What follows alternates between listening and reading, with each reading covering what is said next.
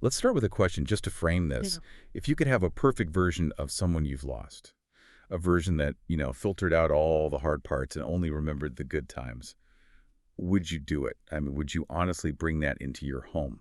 That exact scenario, that really difficult, very human question, is at the heart of what we're getting into today.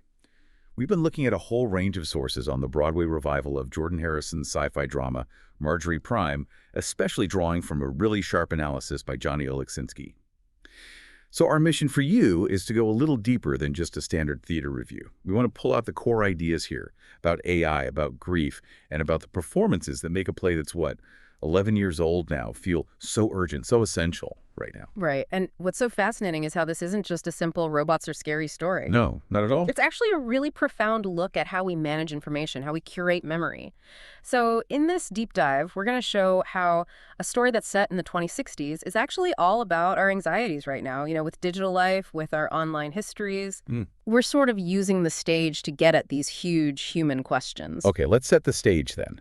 The central idea, the sci-fi part, is what grabs you right away because it feels like it could be just around the corner. It really does. We're in the 2060s. We meet the main character, Marjorie. She's 85, a widow, and she's dealing with dementia, so her memories are fading. Right. But she's not alone. She has this companion robot, which they call a Prime. Right. Her Prime is named Walter. And here's the part that's so unsettling. He looks exactly like her late husband, but when he was in his 20s. So you immediately get this clash of, old age and loss right next to this manufactured perfect youth. And on the surface, the whole purpose of this technology is, well, it's benevolent. Walter is there to provide comfort. That's his whole function. He just listens. He just listens. He absorbs facts. He learns Marjorie's personality. And this is key. He only hears the happy stories, the sanitized version of their marriage that she feeds him.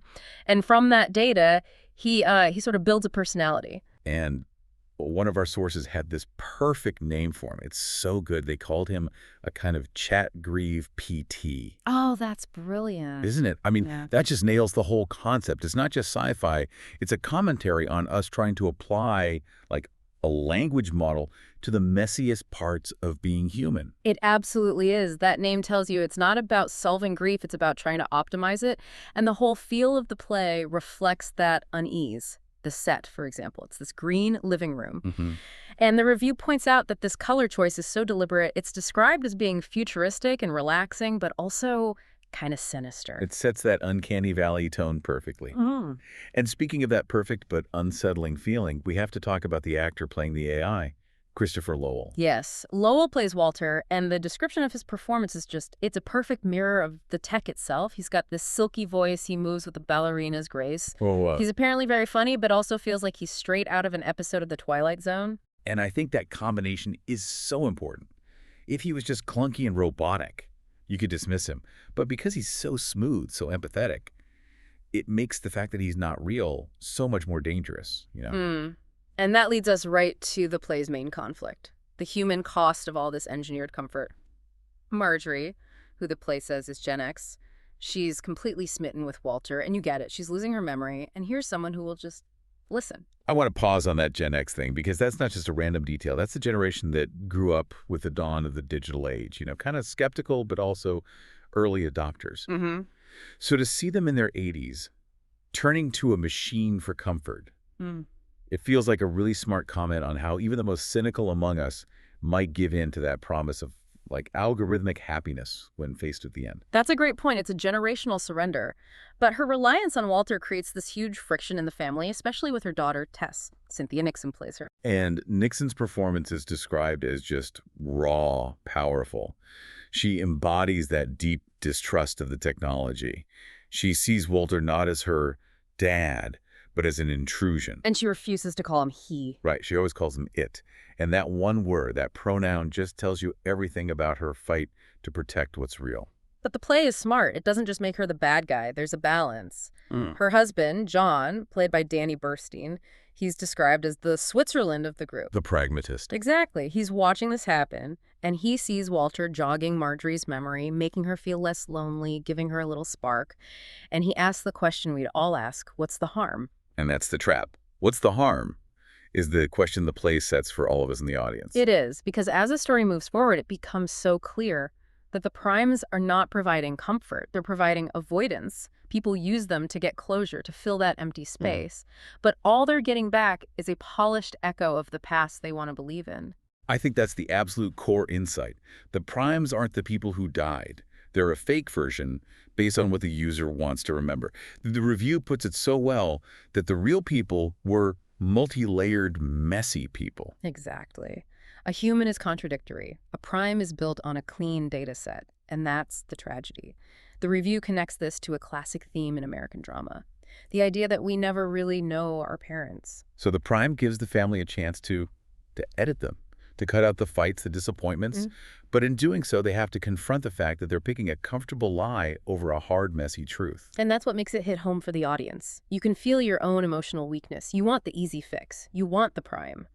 But the play shows that this desire for a simpler story actually destroys real grief, real acceptance. And this whole philosophical debate is just elevated by the performances, which are apparently incredible. So let's shift to the acting. The director, Anne Kaufman, had this huge challenge. She took 3 of New York's biggest stage actors, people with giant personalities, and had to make them feel like a normal, quiet family. And the source mentions their famous roles, a Tevi, a Miranda, and Electra. Which, for anyone who doesn't follow Broadway that closely, just means these are actors known for having a massive stage presence. Huge. Tevi, that's Danny Burstein, is all about big emotion, big songs. Miranda, Cynthia Nixon, is known for that sharp, cynical, intellectual energy. And Electra, that's a reference to June Squibb's past work in, intense Greek tragedy. So to get them all to shrink down and play this quiet, domestic drama, that's a huge directorial achievement. It is. It's the opposite of letting stars be stars. They have to blend. And let's look at the performances. Cynthia Nixon as Tess is this every daughter and every mom. She's so stressed about her mom's health, her own career, her kids, and all that surface-level anxiety is so relatable that it actually works as a distraction. It hides her deeper turmoil. You don't realize the real source of the pain at first. Exactly. You think she's just stressed, but she's really grieving the replacement of her father's memory. And Danny Burstein as John, he starts as this calm, reasonable guy. The observer. Right. So when he finally has his big emotional moment, when the weight of all this finally hits him, the review says he reduces the whole house into a puddle. Wow. That journey from reason to devastation must be incredible to watch. But we have to spend some real time on Marjorie herself and the actress, June Squibb. I mean, at a spry 96 years old, she is having this incredible moment, giving what's called an astonishing performance. Her personal history just adds so much to it. This is her first time back on Broadway in 8 years. This is a woman who started her career in 1960 in Gypsy, opposite Ethel Merman. Unbelievable. She's lived through all this history, and now she's a lead film star in her 90s with Thelma and Eleanor the Great. So having an actress with that much real, lived memory playing a character who is fighting to hold on to hers, it's just perfect casting. It really is. The review describes her as having a doe-eyed Midwestern neighborliness. You just immediately feel comfortable with her. And that warmth, that simple quality, is the perfect cover for the dark and painful secrets Marjorie is hiding under the surface. The review calls the pairing of actress and character a Salt and Margarita fit. I love that. She's sharp, lovable, and ultimately heartbreaking because you watch her choose the comforting story over the real one. So after all that, we have to come back to the big question the review asks. Why do this play now? And the simple answer is, well, it's topical. Frighteningly so, given where AI is heading. But being topical can be cheap, It could just be ripped from the headlines hackery. Right. So how does it avoid that? How does it become more than just an evil robot story? I think it's because the play is never cynical about the tech itself. It's just brutally honest about our own weaknesses. It doesn't rely on scares. The horror is that quiet lump in your throat feeling when you realize the machine is just reflecting our own failure to deal with messy, true grief. It stays human. And this is where it comes back to you, listening to this. The review argues that almost everyone in that theater will be silently asking themselves that one critical question. Knowing all of this, Right. knowing the emotional cost, would I buy a Prime? Yeah. And the honest answer for a lot of people is probably really uncomfortable. It forces you to look at how we already use technology to avoid emotional work. We curate our lives online. The Prime is just the next logical step, curating memory itself. That really sums up the whole insight. The play just shatters the idea that you can find real closure with technology or that you can replace a messy, complicated human connection with a simple version built only to provide comfort. You can't. In simplifying the person, you betray their memory. Well, this has been an incredible deep dive. We've really unpacked the success of this revival, the power of these performances, especially June Squibb, and just the chilling relevance of Jordan Harrison's play. Let me just leave you with one final thought, something that builds on all this. If the primes are a fake version of who someone thinks their loved one was, built from filtered, edited memories, what does that say about how we remember the people we love even while they're still alive? Oh. Are we already building our own internal chat grief PT for the future, editing out the tough stuff in favor of easy nostalgia? The play suggests the technology is just a physical version of something we already do, and that's the question that really sticks with you. That is definitely food for thought.